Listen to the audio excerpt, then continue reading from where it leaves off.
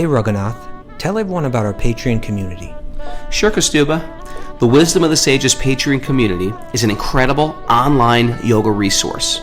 If you like the type of yoga wisdom and culture we share on the show, then our Patreon community is a great next step. This is a listener-supported podcast, and any level of sponsorship will unlock a wide range of live and archived classes, talks, and even workshops. Raghunath teaches, I teach, and we have a host of other excellent teachers on topics ranging from yoga philosophy, asana classes, storytelling, Ayurveda, kirtan, cooking, meditation, and a lot more. We even have an incredible online Bhakti 12-step recovery group. So if you want to check it out, go to patreon.com/wisdom of the sages. All right, let's get it on. Om Namo Bhagavate Vasudevaya. Om Namo Bhagavate Vasudevaya. Om Namo Bhagavate Vasudevaya.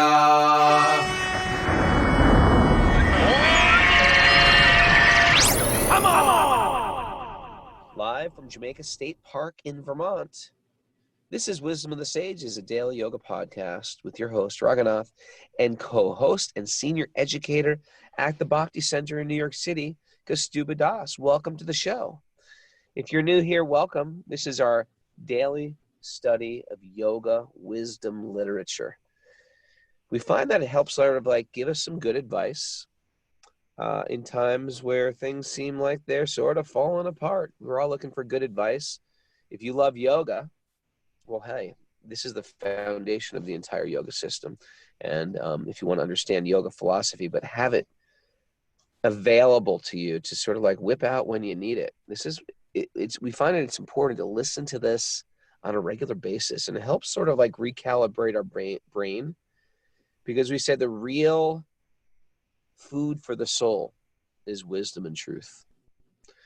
And I'm here with my old friend Kaustubha Das, who we met when we were teenagers, hoofing around the streets of the Lower East Side in the very early 80s. And then in the mid 80s, we decided we're going to become monks, live like monks, traveled the world together, slept on many floors, including under the stars in India and all over ashrams throughout the world. And now, then we became yoga teachers. And then we are reunited doing Wisdom of the Sages. I'm happy to be here. We've had like a 35 plus year friendship, Kaustubha. It's good that we're still doing this. It certainly is, Raghu. Thank you. It's certainly good. It's our great joy. And so we're in, how are you doing? I'm good. You know, I'm happy to be here this morning. Happy for you out there in nature. Happy that you're coming back for the teacher training. Looking 3 forward nights to going up there next weekend. We found this phenomenal waterfall yesterday. You always hike up waterfalls.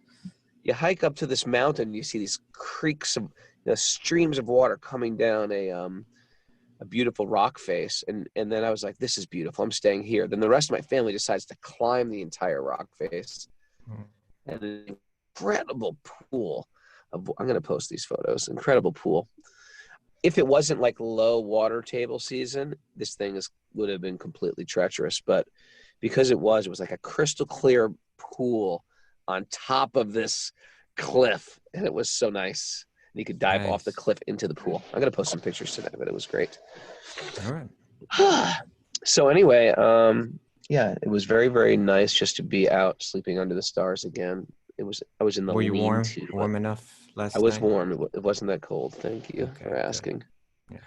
I'm concerned, Raghunath. I'm concerned about you on different levels. You know, your things you're picking up on the side of the highway. Psychological health. Well, emotional psychological.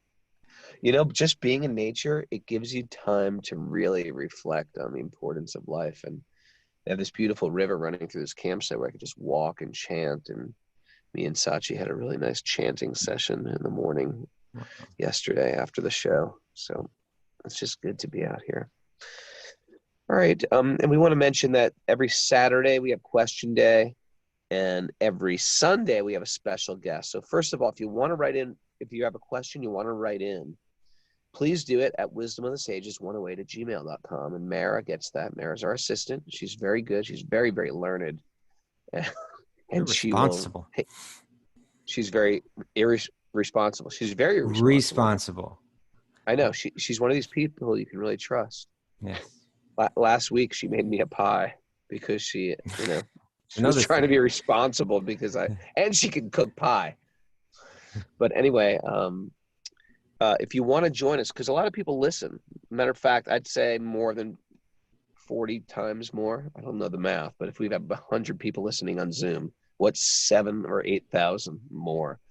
Or out there listening as others. It's about 70 times more. Yeah. And I don't want to blame them because some people just can't wake up at 5 a.m. Eastern time, especially if you live in California where so if you're one of those persons, but you'd like to join live, it's very fun because as Lyra, our guest, said, there's like accountability where everyone's sort of looking at, where are you? And you're looking at them, you're watching them drink coffee, you're observing their house, taking notes. Maybe you can find their address and break in. That's how my mind thinks. Like, what do they got in their house? It's that rich or broken. All right, let's get into Bhagavatam, or else I'll just keep talking my nonsense. Okay. So we start with. But if you ever ask me any questions in the chat, like, "Oh yeah, hey, where do you live?" It seems like really nice. Don't answer Raghu if he asks any questions like that. If Raghu asks you for your address, do not give it out. I might be showing up with a camper van. Do you mind if I park this on your front lawn? Raghu? I thought do you want to give the email address? No, that started with like announcements and then you just like diverted. Fizzled off. Yeah. Wisdomofthesages108@gmail.com. Wisdomofthesages@gmail.com. And Mara will give you the valuable secret codes to get into the show. And then because there's many, many hoops you must jump through to get to that. And you can ask questions or get on Zoom. So that's the way to get in. You go through Mara. She's the gate holder, the gatekeeper. Now, who's our special guest this Sunday? Very special guest is Nick. I don't know if I'm supposed to say his name. It's like, are you supposed to say Bruce Wayne is actually Batman? But No, Nick is MC you get the stage real name. Yeah, MC Yogi. Okay. MC Yogi, Nick. He's an old friend of mine, and he's coming on the show. And if he's MC Yogi. That's who he is. That's his persona. He's MC Yogi. Yeah, he's great. And if you haven't heard MC Yogi, go to Spotify and listen. But if you got any questions for MC Yogi, send them to Mara. If you've got any questions about your taxes, send them to Mara. Any questions at all? She's like a magic 8-ball. Any questions about how to make pie? She'll answer all your questions. Okay, let's go into this show, please. Yes. Narayanam namaskritya naram chaiva narottama devim saraswatim vyasam tato jaya mudiraye. Before reciting the Srimad Bhagavatam, which is our very means of conquest, one should offer respectful obeisances to the Supreme Lord Narayan, unto Narayan Rishi, the supermost human being, unto Mother Saraswati, the goddess of learning, and to Srila Vyasadeva, the author. Nasta prayeshva bhadreshu nityam bhagavat sevaya Bhagavati Uttama Shloke Bhaktir Bhavati Naishtiki. By regular attendance in class on the Bhagavatam and by rendering service to the pure devotee, all that is troublesome to the heart will become eliminated, and pure devotional service to the Supreme Lord, who is praised with transcendental songs, will be established as an irrevocable fact. Om Jnana Tamarandasya Gyananjana Salakaya Chakshurunmilitam Yena Tasmai Shri Gurave Namaha.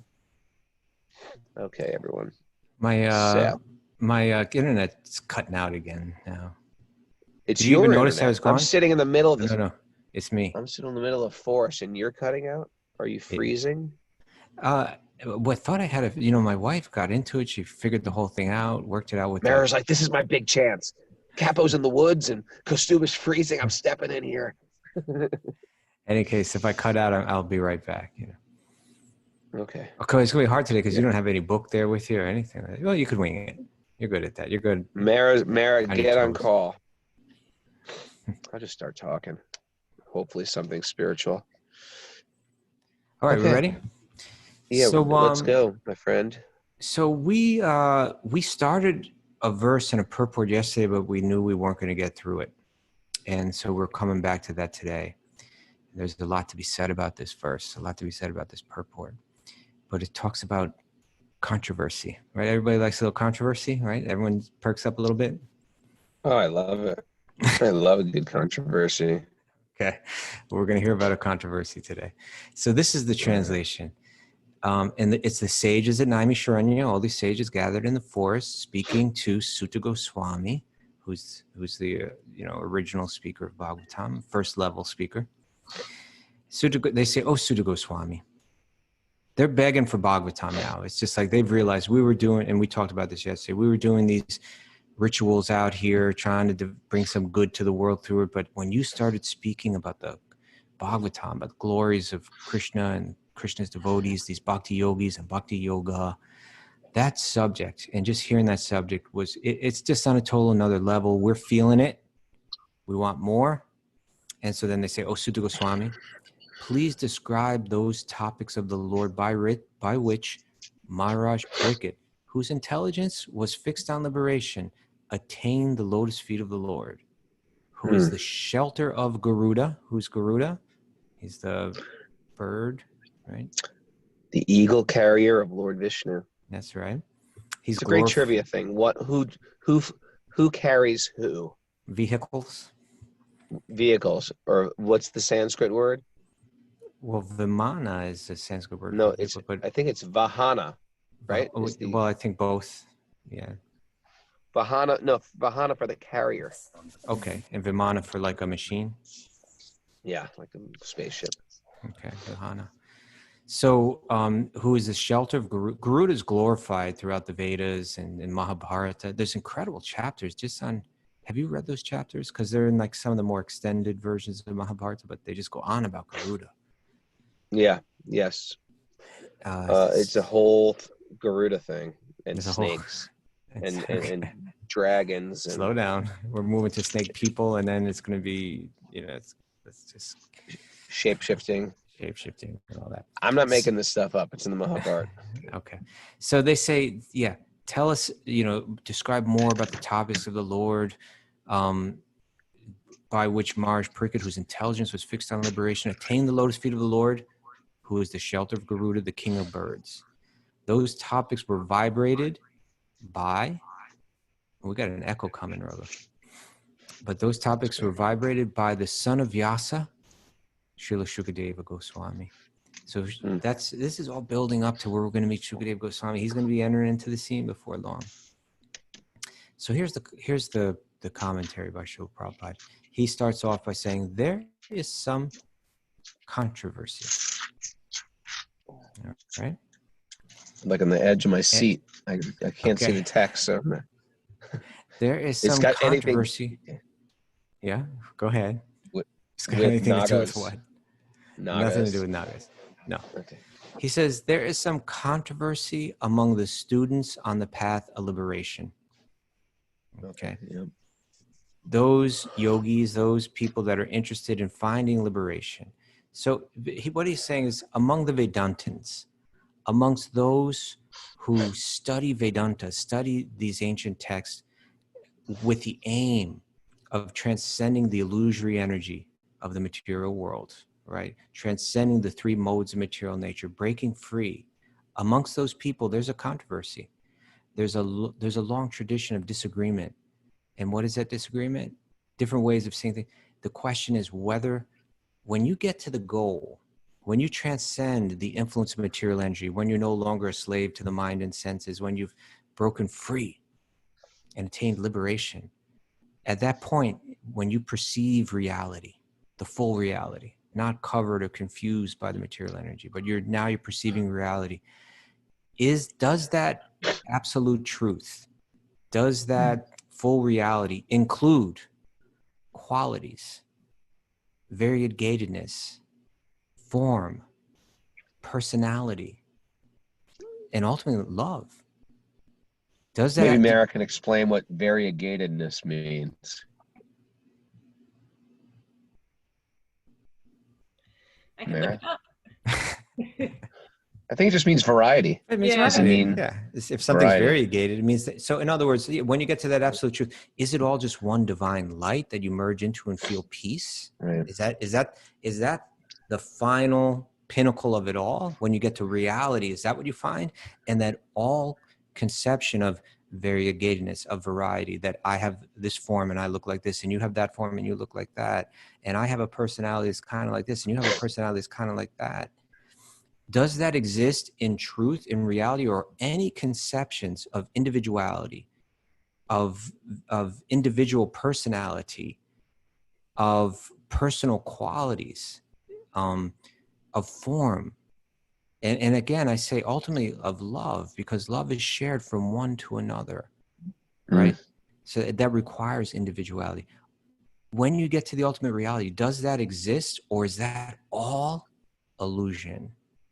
Right? Any conception of me and you, any conception of form, et cetera, et cetera. My question is, I can understand how in Christianity or Islam or Judaism, how this is sort of confusing.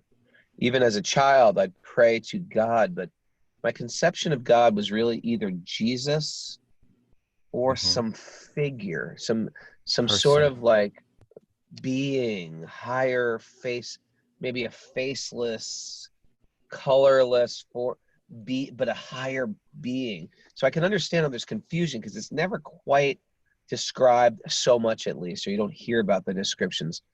But my question is, why in India? Well, I guess because there are so many different schools, but the Bhagavatam itself, and which is why I love the Bhagavatam, it just lays it out. Is God personal or impersonal? It's both.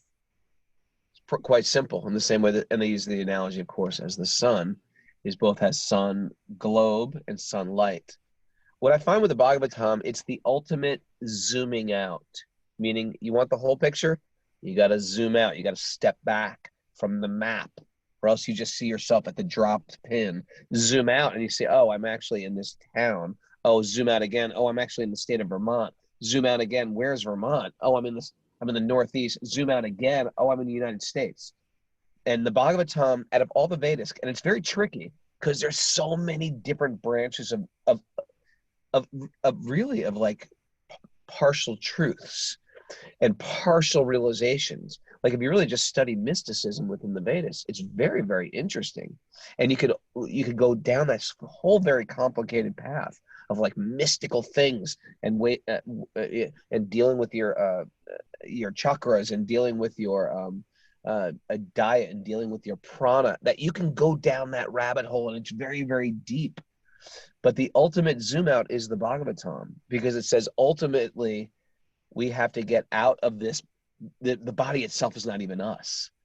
And the connection with Bhagavan is actually personal. If you want a personal relationship, and if you don't want it, there's this essence of the Bhagavatam, of Bhagavan. Almost like you were, my father died. What do you think of this analogy, Kaustubha? Check this out. Right. When my father died, I missed my father.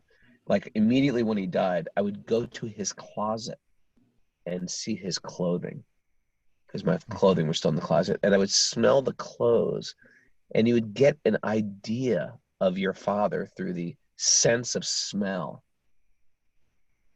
But it wasn't him. It was sort of like his clothes, Okay. his fragrance. It's sort of an impersonal way of understanding your dad. I just came up with that analogy, but but you know what I mean? Well, what It's is not it your dad. analogous to? The sun globe and the sunlight, the being and the expansion of the being. Okay. That's the analogy. Come on, you ever smell somebody's clothing? Smell someone's closet. Go to your wife's closet and smell it. I understand that smells exist.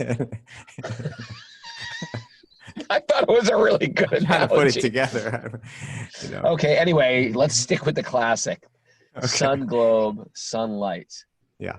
It's right there in the Bhagavatam. There, God is both of those.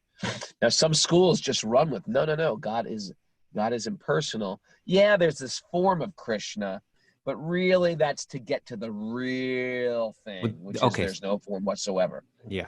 And that's where the part of the controversy lies, right? In other words, if you look at all the Vedic literature, if you take the Vedas, the Upanishads, the Mahabharata and Bhagavad Gita and all the Puranas, and you look at the whole thing, sometimes it's speaking about God as a person, and sometimes it's speaking about the absolute truth as impersonal energy.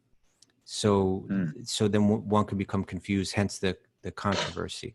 And, again, for those that read, this must read. Oh, by the way, there's another announcement that we didn't make. But on August 11th, which is a Tuesday, we have a very special guest. What do we call it? We call it Holy Tuesday. Do you? Okay. You know how the Christians always have this. It's a Good Friday, Holy Thursday, something Saturday. But in the Vedic tradition, those things don't necessarily land on the same day of the week, so you don't get that, right? Well, we can call it Holy Tuesday. This year we can call it Holy Tuesday. Okay, for Holy Tuesday this year, which it happens to be on August 11th, we'll have Raghunath, because that's Jamashtami. That's Krishna's birthday, and we'll have Raghunath Swami as a special guest. And I spoke to him yesterday, and he was kind of like, "Oh, let's not do like an interview. Let's just do like we're just all talking with each other, like, okay. Like, Maharaj, please, you do the talking, Maharaj. You do the talking. Yeah. So, but it's just all going to be talk about like Krishna, like what's so special about Krishna, because it's Krishna's birthday. So, looking forward to that. I gotta be on my A game. Yeah. So in any case, if you look at all of that Vedic, I was going to say, so if you read The Journey Home, Raghunath Swami's memoir, that really this is what the book builds to in the climax of the book. He has this question. He's traveling throughout India. He's going up into the mountains and living with the yogis. He's meeting all of these famous gurus and different teachers. And he's like, some of them are teaching that like the absolute truth, the final end of it all, where it all finally leads, is that it's all impersonal energy, and you merge into that you are God. Somehow you've forgotten it. And you just need to merge into that divine energy and find complete peace. And others are teaching that God is a person. And what you're meant to rediscover is that you are eternal and you have an eternal relationship of love with that person. And that's the absolute truth. And that's the end of it all. And that's where it all leads to. And he's trying to figure out the answer to this question because he's getting both presentations. And so he's struggling with that controversy throughout that book until it's finally kind of, it finds its conclusion. So that's what Prabhupada is talking about here. So he says, there's some controversy among the students on the path of liberation. Such transcendental students are known as, on the one hand, impersonalists. Those are the ones that are focused on the impersonal energy as being the absolute final truth. And the devotees of the Lord, or you could say personalists. And you can say, Advaita Vedantins and Bhakti Vedantins. You could say Mayavadis and Vaishnavas. It's different ways that different terms you could use. Kaustubha, correct me if I'm wrong. Generally, we don't take issue with impersonalists because they're just a different way. There's some controversy to say, well, we see God, we worship God in the impersonal way, as the Upanishads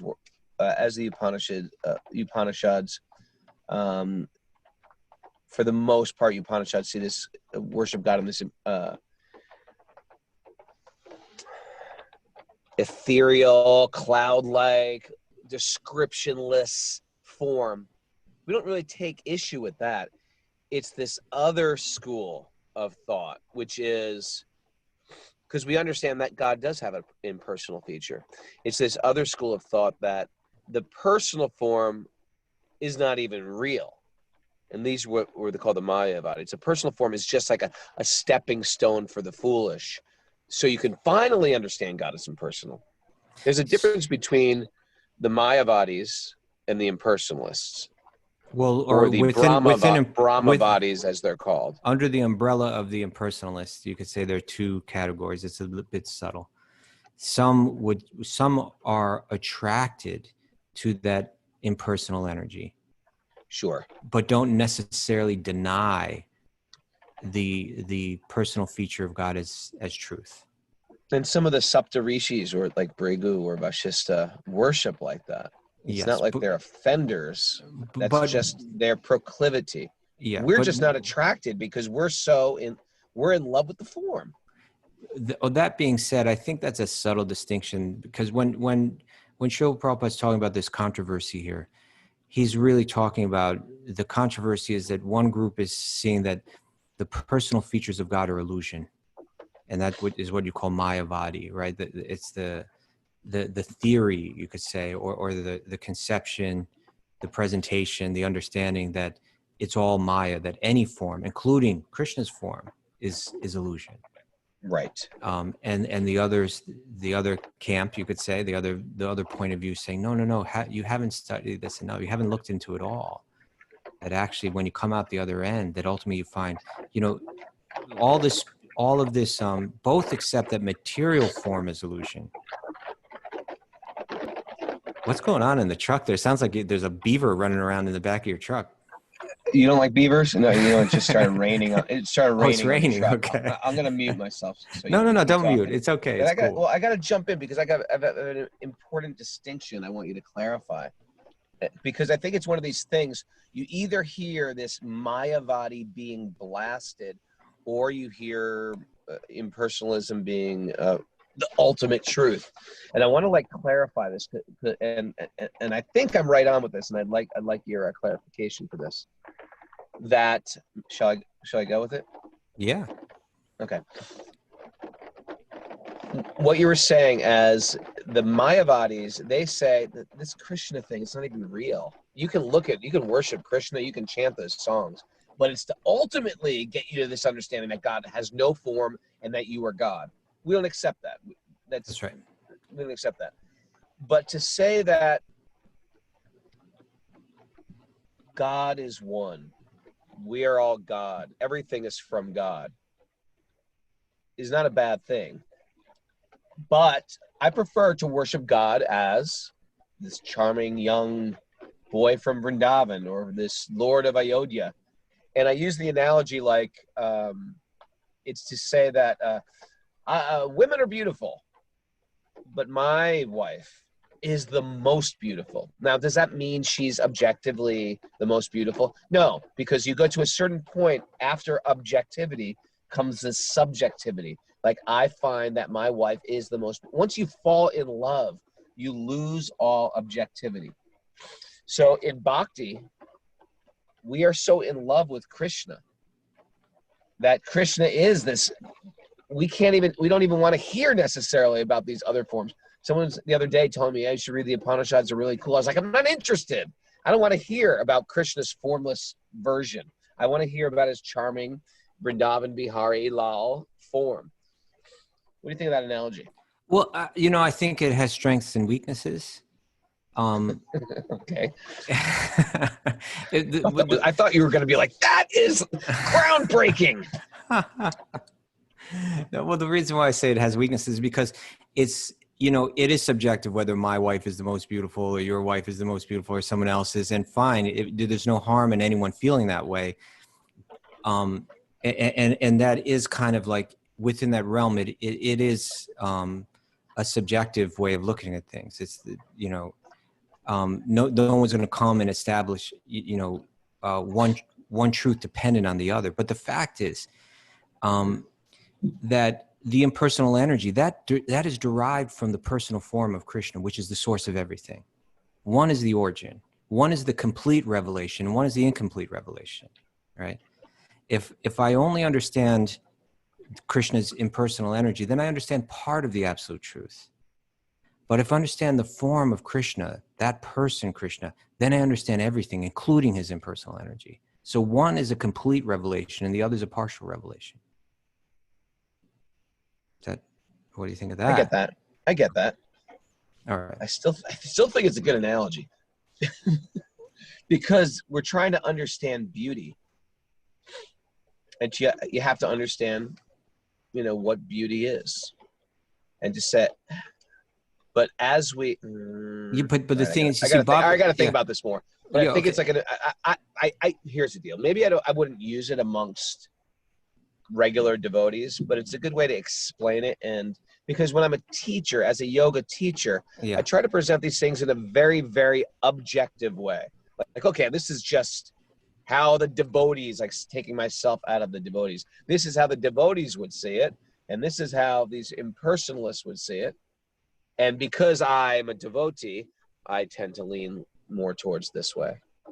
Right, but then You know, I think of the people I speak to on a regular basis really know nothing about it, and therefore I carve out my way of explaining it. so in other words, you're giving a present. You don't want to be understood as sectarian in your presentation. That's so what you're being careful not to be misperceived that way. Yeah, because And then once I'm sectarian, then I lose the objectivity, and then you're no longer teaching a yoga teacher training. But my point is, I'm going to give you the objective answer, but then I'm going to give you the answer according to also the way my heart bends. And the way our heart bends is according to the teachers we have in our life. Because the teachers plant those seeds in our life of our paths that we go to. So, okay, so what you've just said is very interesting, actually. You're saying that according to the audience, you'll give a different presentation. And if you feel that if you were to talk about God in a personal way, that many people would view that as sectarian, then you'll present it in a broader way, where you'll say, hey, we accept both personal and impersonal manifestations of God, but I'm particularly attracted to the personal feature. And then you expect that someone will say, oh, okay, well, that's nice, that's cool. He's not a sectarian, creepy religious guy. He's like a free thinking, open-minded, kind of guy. Yeah, I had the option to worship the impersonal. It just didn't float my boat. But then if someone were if you were to further your relationship with that person and begin to hear from them and get messages from them that they're ready to understand more, then you would reveal more. And you would say, if they wanted to know more about a personal feature. That's what I'm saying. So when you saw that they were ready for more, then you would say, well, actually, it's not just like a smorgasbord where everything's equal. It's that actually the impersonal energy, Krishna says in Bhagavad Gita that's his energy, right? These three different manifestations, Krishna says, the Paramatma, that's me. The Paramatma, the God within the heart, that's me.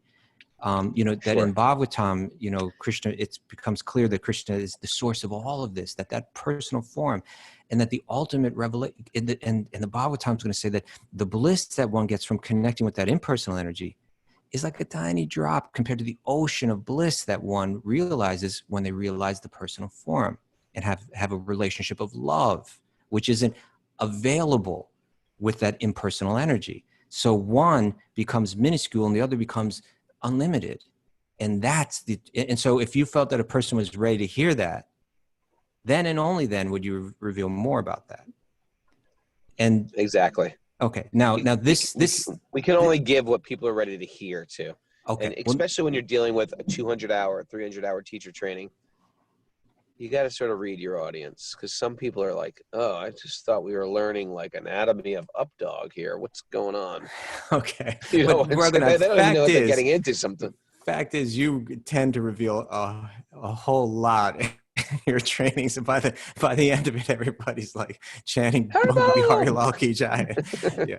But I mean, here's our deal. As yoga teachers, we're trying to create a bridge. And what's the bridge? Well, the beginning of the bridge is, I need to do some yoga for my health, or I like how I feel after a yoga class.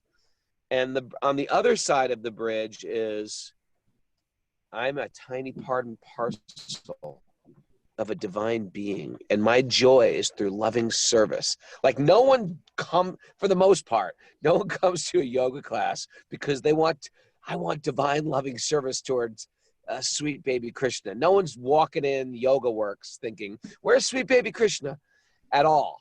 They're thinking, I want to lose some weight. I got some belly flab. I got my butt's flabby. I got I got lower back pain. I'm stressed out. We're trying to create a bridge, and the bridge is just, what it's really is, again, to zoom out from the lower back pain. What does my heart really want besides getting rid of my lower back pain? It wants something much deeper. And we were zooming out and zooming out and zooming out, and finally giving the Bhagavatam right in their lap. Okay. So because I was going to say, then why don't you just teach the Upanishads or something like that? If nobody's ready to hear it. Well, the way I feel it is, if you're ready to hear the Upanishads, you can hear about Sweet Baby Krishna. I don't think Upanishads are that much. I don't believe it. I believe if they can hear the Upanishads, why not hear about Sweet Baby Krishna? It's just one explanation away. I don't go into the Upanishads. Well, anyway, this is the point that I want to make, Raghunath. Is what you're saying now is the same tension that Vyasadeva himself was dealing with. First, he wrote the Vedas. He wasn't revealing Sweet Baby Krishna. He was revealing, like, here's how to be pious and good in the world and take your first step forward. Stop being a dented can. Stop being selfish. Recognize your dependence on God. Demonstrate it through your ritual. Be kind to others and reap good material results. And then in the Upanishads, he said, no, transcend that, right? Go higher. But without in-depth revealing who Krishna is. And even in Mahabharata, where there's a lot about Krishna in there, but it's still not the full revelation. So he was feeling incomplete after writing all of that. And his guru Narada appears to him, and Narada says, the reason why you're feeling incomplete is because you haven't been direct enough. You haven't directly glorified Sri Krishna, which is the goal of this whole thing, is that personal form, that person is ultimately who everyone's meant to connect with, and where you find the Atma supersidity, you find your complete satisfaction of the soul. So reveal that. And put all of your writings in a context so people can understand all those other statements that you made, but that it all leads to a connection with the divine person. And so here's the controversy, that some people, we would say, confused by some of the earlier writings of Vyasa, think that that's the highest goal, and that connecting with that person, Krishna, is an illusion. It may be an illusion like that, the worship that's involved and so on. It may bring you to a higher stage, but ultimately you got to let go of that, because that's all illusion. And it becomes a really important point, because if the highest, most complete state of consciousness and happiness is found through love, well, if you deny the object of love, then you've denied someone understanding of that highest complete experience in life. And therefore, there's the debate. So now let's continue with this commentary. Okay, I think we're good. So he says, I think you and me have reconciled. Okay. Well, I think what I end up doing is I teach for a particular community, a yoga community. And therefore, I've geared everything I speak to that community. And I don't add extras, too many extras, because I feel like it gets too confusing. But in the end, you do. In the end, you do. You always do. All right. So here we go. There's some controversy among the students on the path of liberation. Such transcendental students are known as impersonalists, and on the other side, devotees of the Lord. The devotees of the Lord worships the devotee of the Lord worships the transcendental form of the Lord, whereas the impersonalist meditates upon the glaring effulgence or the bodily rays of the Lord, known as the Brahmajyoti, that divine light. Here in this verse, it is said that Maharaj Prakrita attained the lotus feet of the Lord by instructions and knowledge delivered by who? By the son of Vyasadeva, Srila Sukadeva Goswami. So the guru of Maharaj Prakrita will be Sukadeva Goswami, who's going to become the big important character soon. He's the son of Vyasadeva. Sukadeva Goswami was also an impersonalist in the beginning, okay? That he was connected to just that freedom from material energy, connection with the divine light. That's where he was at. As he himself admitted in Bhagavatam 2:19. So right off the bat, the second canto is where Sukadeva Goswami begins to speak. First chapter, 9 verses in, he's going to start to talk about this. But later, he was attracted by the transcendental pastimes of the Lord and thus became a devotee. So he was... Chester Ruckus has asked in that question, how did Sukadeva Goswami make the switch from impersonalism to personalism? So we're going to hear about that. There'll be a spoiler alert here. Yeah. So he was not just an impersonalist, but like he was on the super level of impersonal, like, right? He was just super level of realization. It was clear here was a person, and that example is going to play out. And we already read, like, or we will read that when there was one instance where he left home, right, as a very young man, and he's just wandering, and he's naked, like this naked transcendence, just out of touch with anything material, just completely absorbed in, on the spiritual level. And it said that he walked by like a pond where these ladies were bathing naked there. And normally if a man would have walked by, they would, cover themselves up, but they could just tell just by, he was just so transcendental. They could just tell this person is not looking at our body as an object in any way.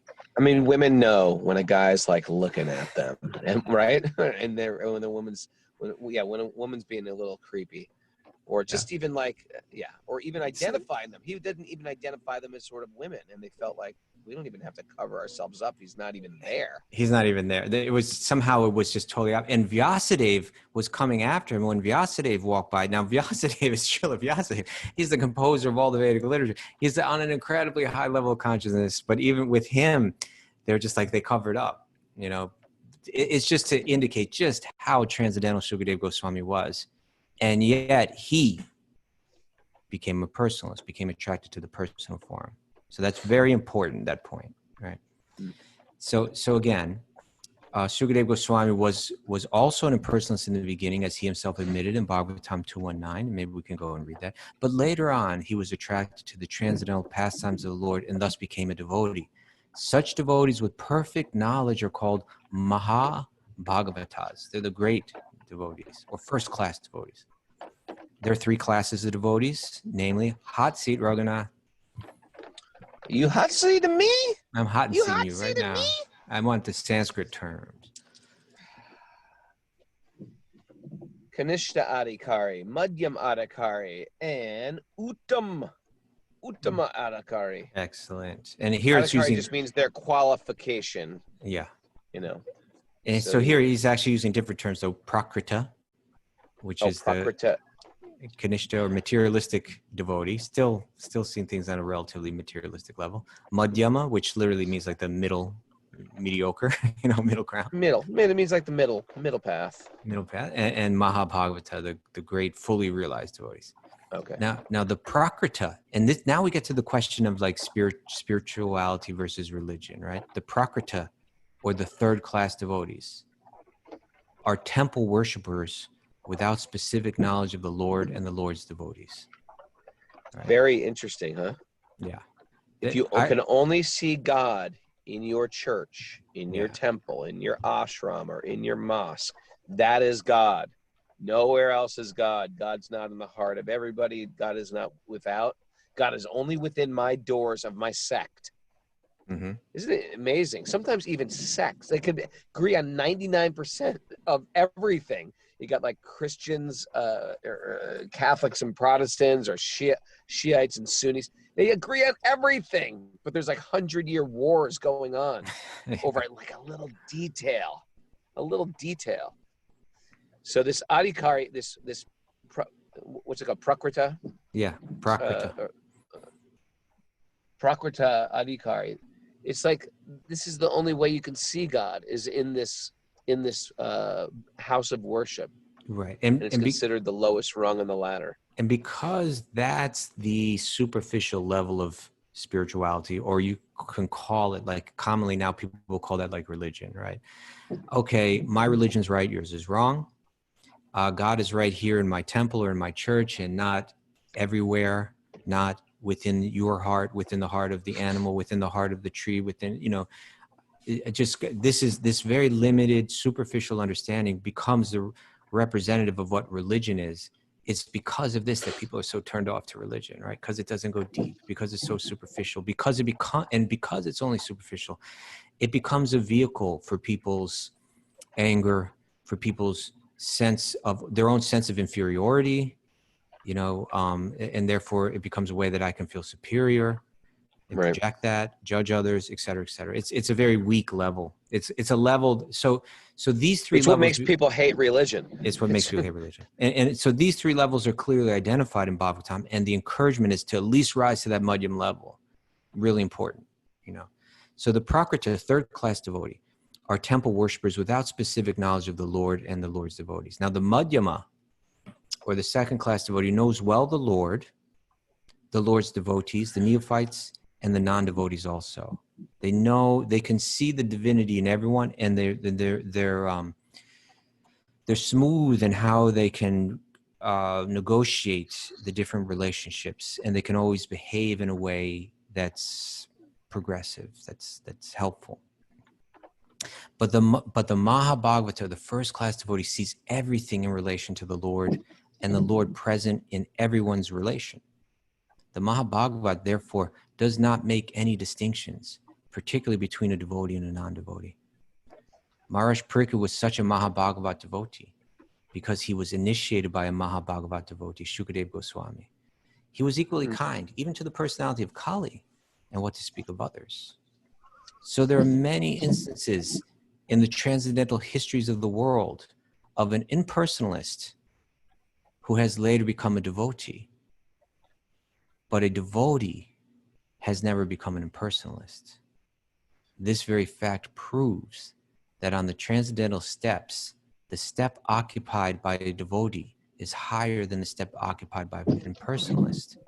Now that point, the idea is that if you look at Vyasadev's literature, he's highlighting that people progress from the stage of impersonalism, that I accept the divine light, to coming to the stage that, oh, that is just one feature of the divine person who is unlimited.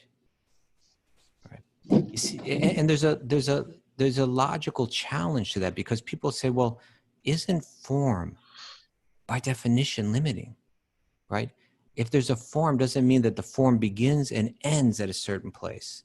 It's a good question, isn't it? Yeah. So if the absolute truth is unlimited, well, then shouldn't it be clear logically that the absolute truth, or God, has no form, because the form would limit God? Good question. But what's being revealed in Bhagavatam is that the form of Krishna, it's both a form and and at the same time it's unlimited. Unlimited forms emanate from that form. The impersonal energy emanates from that form. But because he exists in that form, it opens up the door to so much more that formlessness would limit. For instance, Sure. ultimately, like divine love, like would become limited. If there's no form, if there's just impersonal energy and no you or me, then there would be no exchange of love. But what to speak of the possibilities of love when there's a beautiful personal form to connect with? And so it comes back to that question of logic, that like, what is the opposite of being, both schools, right? It's saying that there's a controversy. Both schools understand that this material energy is confusing us, right? That we're in a state of illusion and we're suffering because of that. There's no controversy on that point, but the controversy is on the point where it all leads to.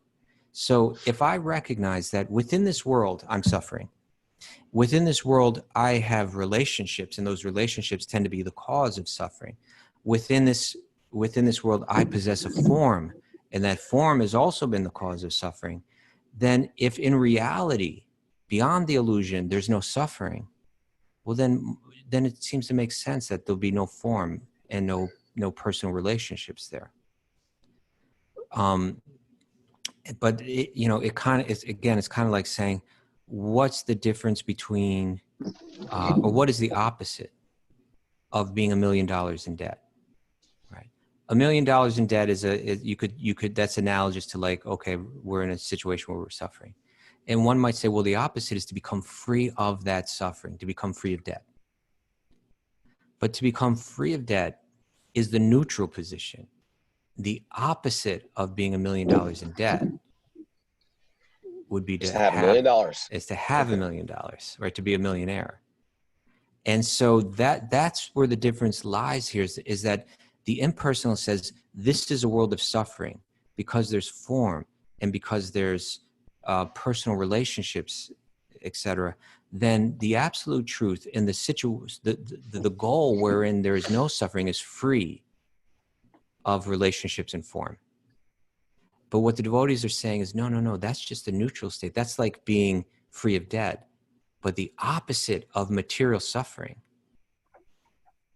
is spiritual relationships, spiritual form, spiritual love. It's the positive. It's the positive alternative. Exactly. It's the positive alternative. Yeah. Yeah. You know, I always say when people say, you know, you're limiting God by giving God form. So my simple answer is by saying God has no form. That's You're the limiting. That's the limitation. That's the How limitation. can I have form and God have no form? Right. Excuse me. And so what Srila Prabhupada is pointing out in this commentary is that throughout Vyasadev's literature, you'll see that super high level impersonalists, people that were on a very high level of realization beyond the modes of material nature, they had transcended the influence of the material energy, but still they became attracted to the form of Krishna, the pastimes of Krishna, the qualities of Krishna, Krishna as an individual. Now, how could it be? Now, if being attracted to form and ideas of love and etc. are due to the illusion, due to the influence of the material energy, well, then why would that person get turned on to that, right? Why would the person that's transcended the influence of the material energy get turned on to the pastimes of Krishna, where isn't it just a boy running around with a bunch of girls falling in love? Isn't that the same kind of illusion that people are running around this world in? No. Right. It's on a totally different level, that this world is a reflection of that. But reflections are upside down. They're backwards. It's explained so nicely. It's so easily digestible. Yeah. But the thing is, if one's not ready for it, it's not easily digestible.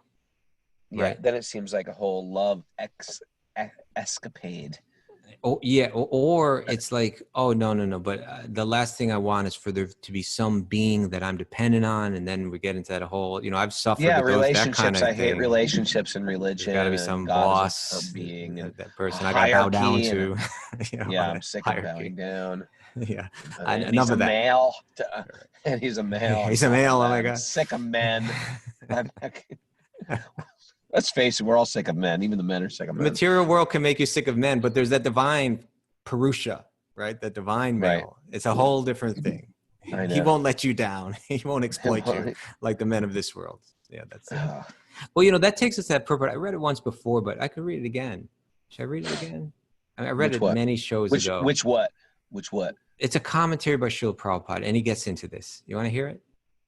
We got time for it. I think we got just enough time for it. What? Yeah, this is a verse from the 3rd canto, 9th chapter, text 33. Lord Brahma has just like, he's born on the lotus flower from the navel of Lord Vishnu. He's the only human being besides Lord Vishnu in the universe, and he's trying try to hear that one.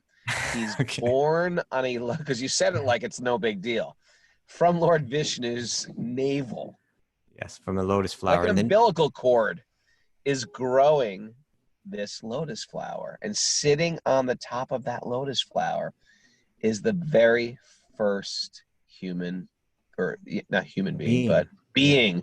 Aja means the original jiva, original jiva. And he's got this incredibly beautiful body. He's got 4 heads.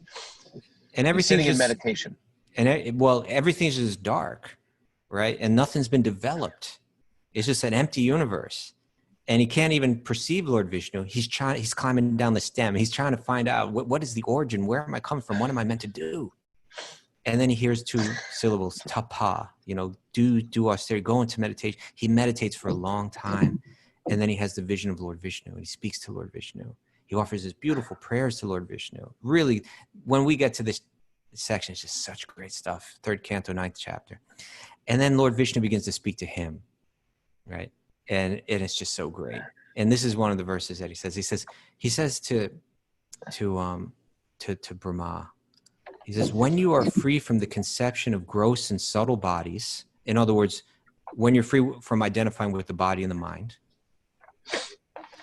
and when your senses are free from all influences of the modes of material nature, right, totally transcendental, when you've transcended the influence of the material energy and all illusion, you will realize your pure form in my association, at that time, you will be situated in pure consciousness. So this verse is direct. This is where Vyasadeva is just clarifying everything for everyone in Bhagavatam, right? So he's saying that when you've completely transcended the influence of the material energy, you're going to realize not just form, but pure form, spiritual form, form that has none of the problems that material form has, eternal form. Now, this is Prabhupada's commentary.